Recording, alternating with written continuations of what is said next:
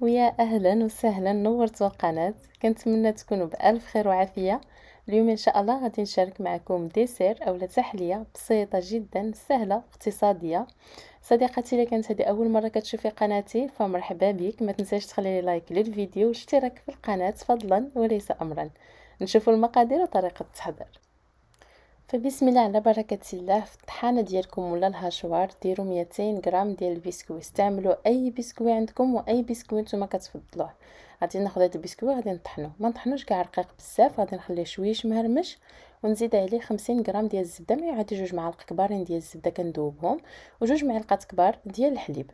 غادي نحرك مزيان حتى كترمل هذا الخليط هذا، وناخذه مباشره نديرو في الكؤوس اللي غادي نقدموا فيه هاد التحليه هذه. غادي ناخذ واحد الكاس ونحاول انني نبسط مزيان اولا كنساوي السطح ديال داك لي بسكوي هكا بهذا الشكل هذا.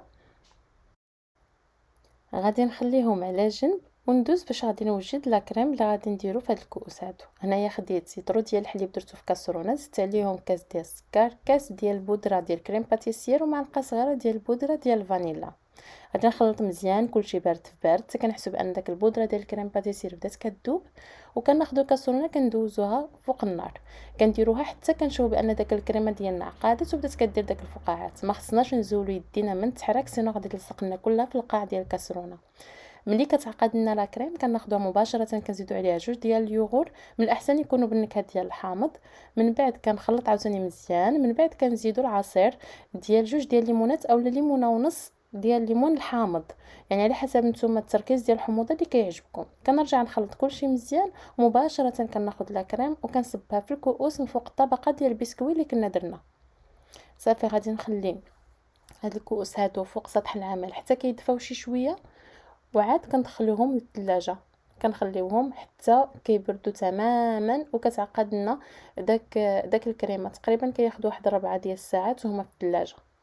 صافي من بعد ما كيبردوا كنخرجوهم وكنزينوهم باي حاجه بغينا. ممكن نديرو شونتيي مع فرومبواز ولا معها شي سيرو ديال الشوكولا ولا سيرو ديال الفريز ولا سيرو ديال الحامض اللي يعجبكم. انا فقط اكتفيت بالتزيين بشويش ديال الفريز. صافي والتحليه كتكون واجده، ما كتاخذكش حتى 5 ديال الدقائق، وكتجي لذيذه بنينه منعشه ومتماسكه وقوام رائع. كنتمنى انكم تجربوا الوصفه ديال هذا النهار. شكرا بزاف على حسن المتابعه، نشوفوا في الفيديو الجاي ان شاء الله بحول الله. مع السلامه.